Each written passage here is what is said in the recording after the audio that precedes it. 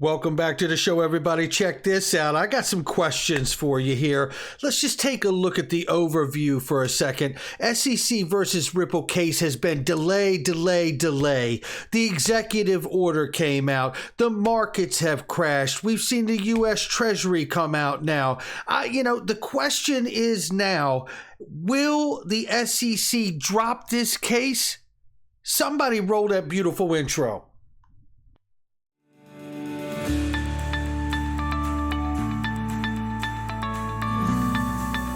Digital Perspectives with Brad Kimes. Come on in.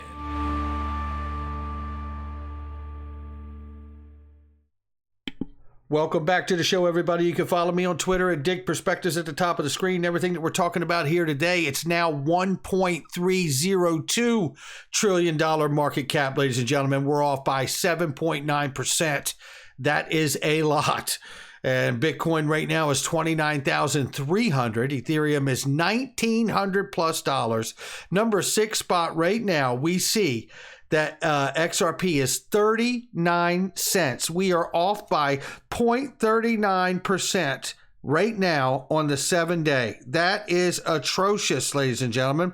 But it's happening to the entire space, right? 9.3 off on the 24-hour. And obviously 39 cents is almost 3 for $1, for gosh sakes. I tell you, I have been accumulating, and I know Mrs. Backup is not going to like hearing that. But you know what? It's just a secret between me and 140,000 of you. So don't tell anybody. Looking right here on 34 cents on the bottom, 44 on the top.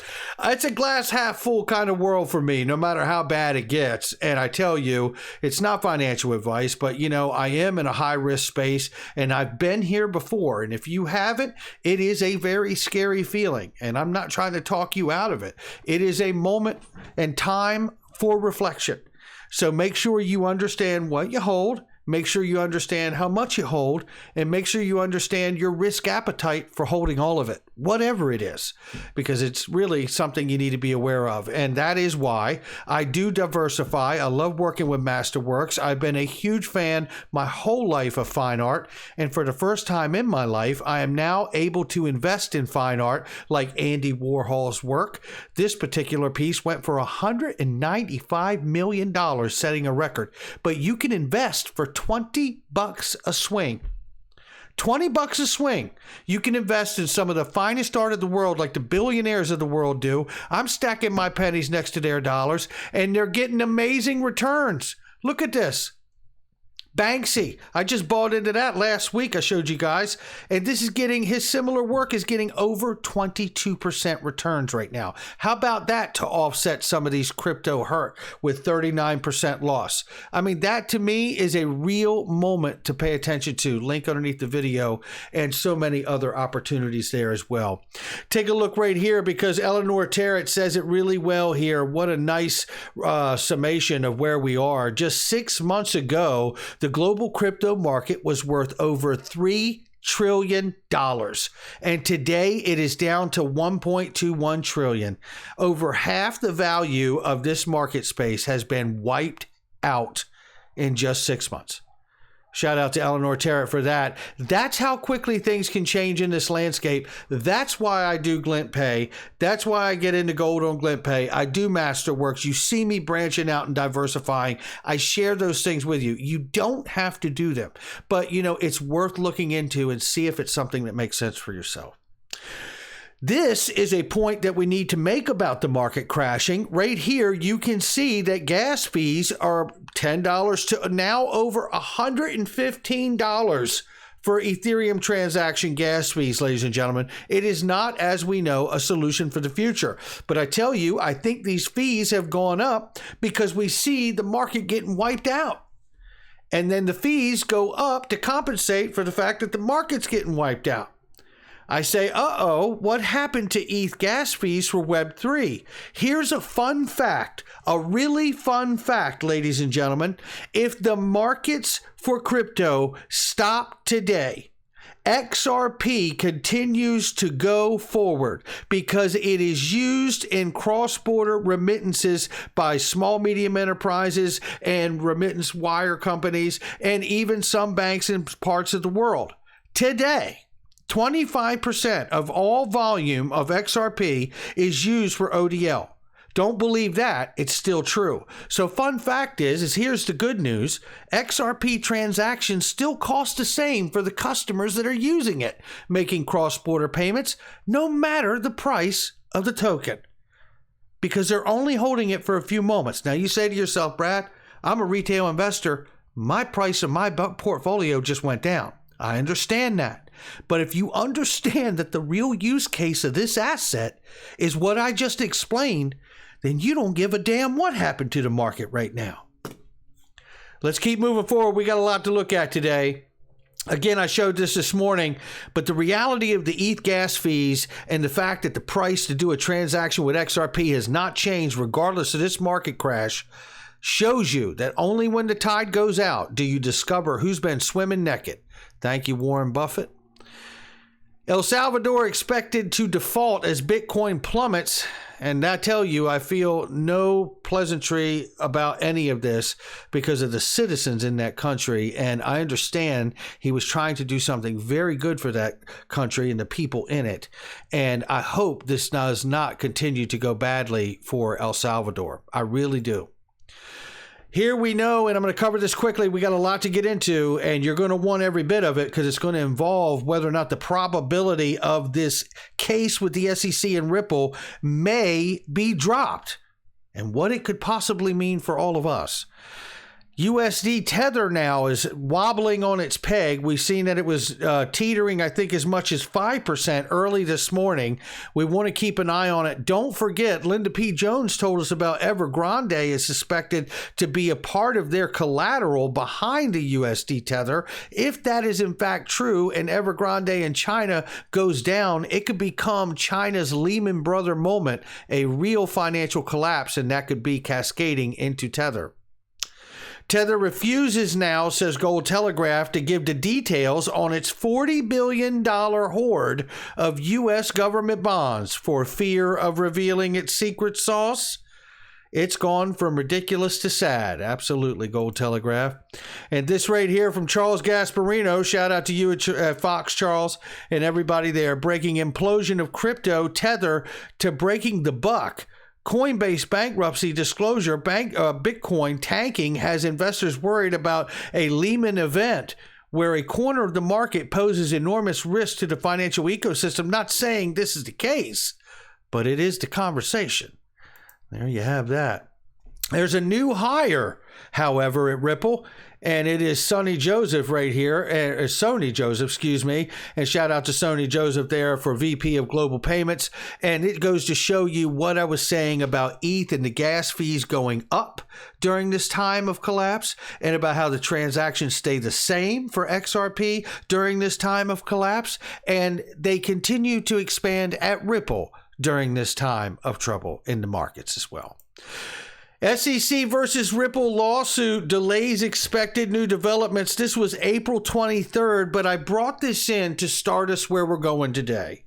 And I'm going to ask you to come down the trail with me because we got a lot to think about as investors because our portfolios are off by almost 40% at this time of speaking. And I absolutely believe at the moment I'm talking right now that XRP will be a bridge currency for the world. You don't have to believe it, but I do.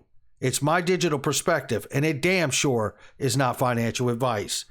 But with all the delays we have seen from the SEC, who in fact is the plaintiff who brought this case forward, waited 8 years, and then almost 2 years into the case, they are continuing to delay. Now, we could go into all the different delays and why they all happen, but the reality is that this is really not the way plaintiffs carry a case forward. They're the ones that brought the case. Why would they want to delay?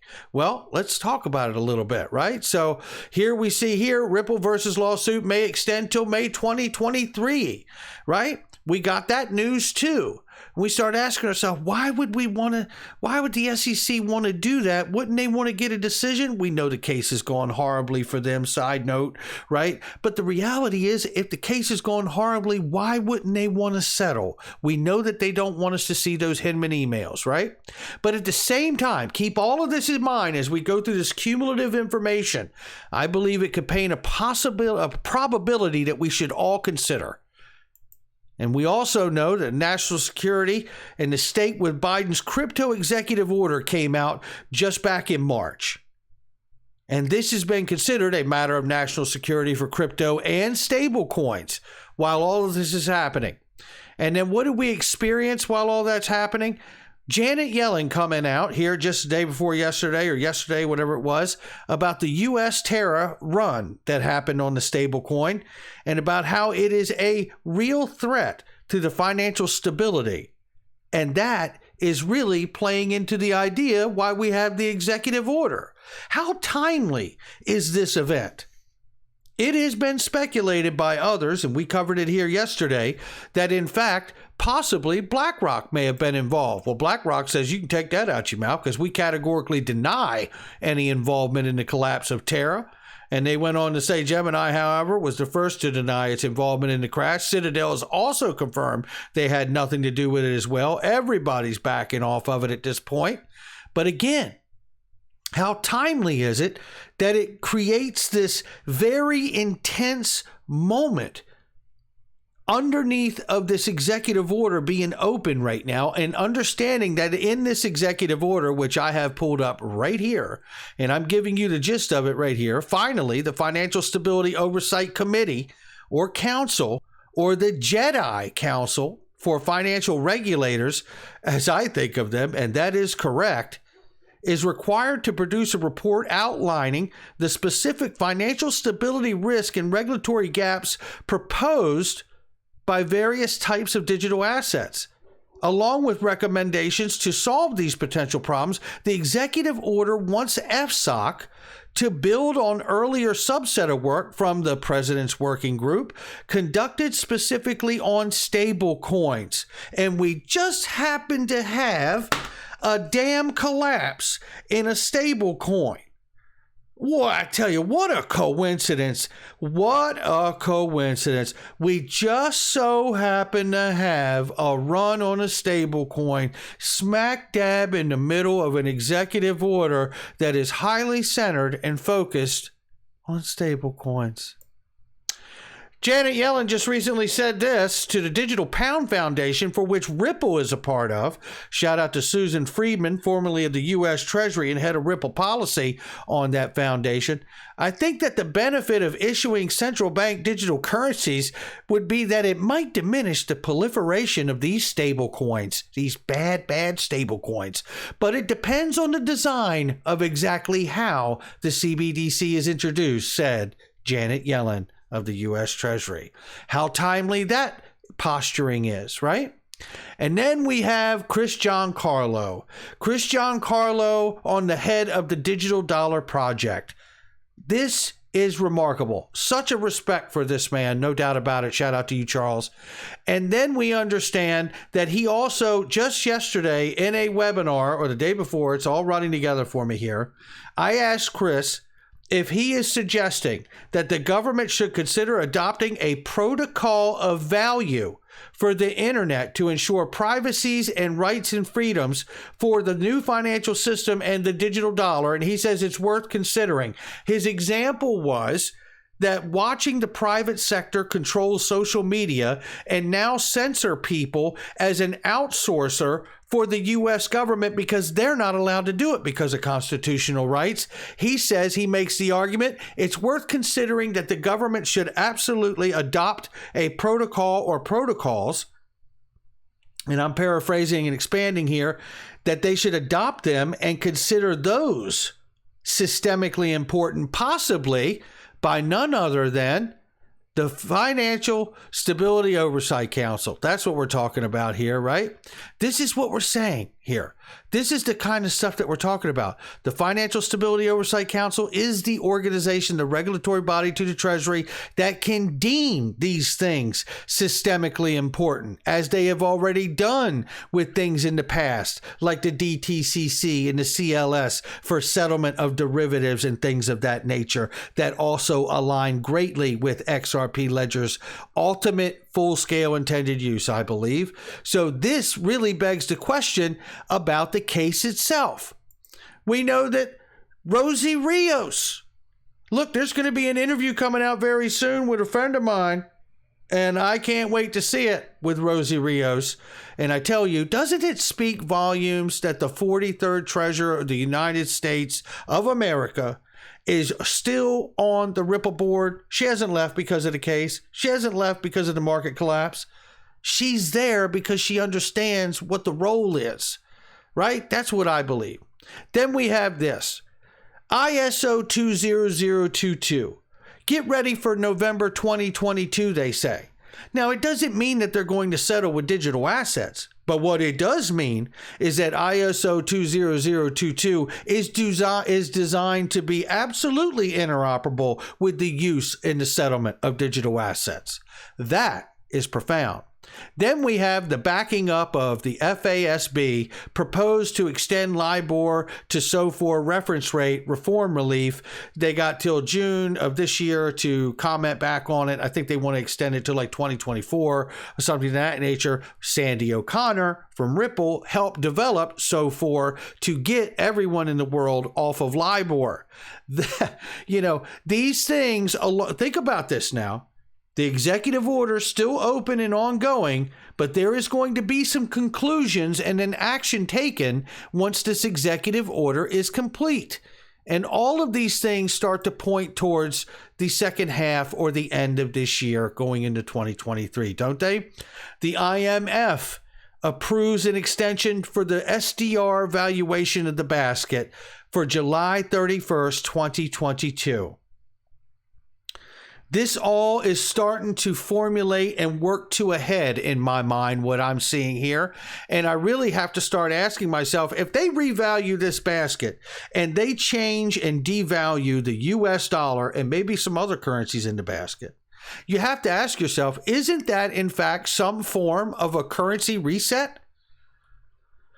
Basically, a global currency reset refers to a process where the US dollar will eventually lose its place as the global reserve currency.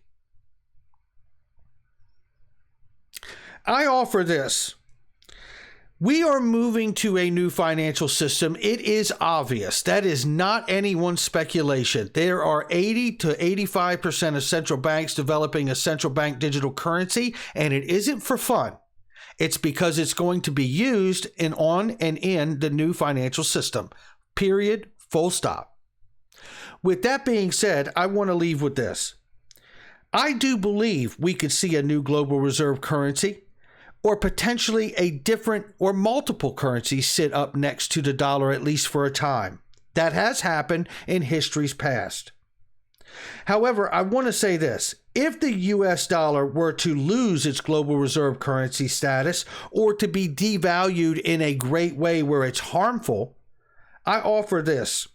Think about what Chris Giancarlo has suggested about considering adopting a value protocol for the digital dollar project, for the digital dollar, right? Think about that for a moment. The US dollar may lose its global reserve currency status, but I'll tell you this. If we adopt a protocol, I think it happens through the U.S. Treasury and FSOC because they have the ability to do systemically important designations, and so does the Fed, along with the Treasury's help there. That would ensure the constitutional rights of the value protocol to be used, like the XRP ledger, to move all the money of the world. You can bet this one thing, and I can say right now, and if I'm wrong, I'll make the video. If the U.S. is going to give up the global reserve currency status, you can bet they may do it, but they're going to remain a global economic and monetary system leader, period, full stop. Because In the fourth industrial revolution, you may not need to own the train, but you're damn sure going to need to own the tracks. And that's what the XRP ledger is. It's the tracks. The value's in the protocol, baby. That's where I'm at on this day. Hit the like and subscribe and leave a comment below. Share with somebody you know. I think the probability of the SEC versus Ripple case being dropped, the probability, it doesn't mean it will happen, but I believe the probability has gone up here if the U.S. Treasury is in fact going to act before Congress. We shall see. I'll catch all of you on the next one.